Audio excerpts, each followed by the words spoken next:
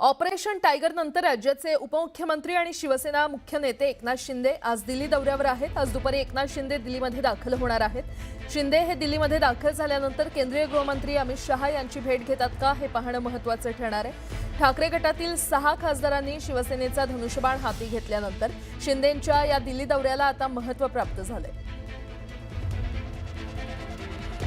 आणि या संदर्भात अधिक माहिती देत आहेत माझे सहकारी प्रशांत लीला रामदास आपल्यासोबत जोडले गेलेले आहेत।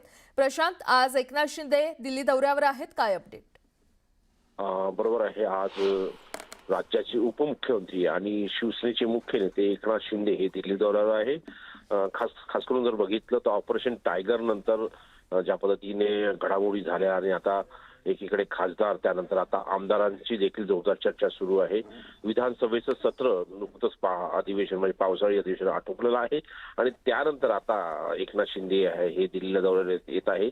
महत्त्वाचं म्हणजे आज ते दुपारी दाखल झाल्यानंतर ते दिल्लीतच थांबणार आहे आणि तिथे सायंकाळी होऊ शकतं ते केंद्रीय गृहमंत्री अमित शहा यांची भेट घेतील अशा प्रकारची चर्चा दिल्लीच्या राजकीय वर्तुळात आहे। या संदर्भातला कुठलाही कार्यक्रम अजून त्यांनी जाहीर केला नाही, पण महत्त्वाचं म्हणजे एकनाथ शिंदे दिल्लीत येत आहे याचा अर्थ अनेक राजकीय भेटी त्यांच्या होण्याची शक्यता व्यक्त केली जात आहे। त्यामुळे या दौऱ्याला महत्त्व प्राप्त झालेलं आहे। ठीक आहे प्रशांत, धन्यवाद या संपूर्ण माहितीसाठी।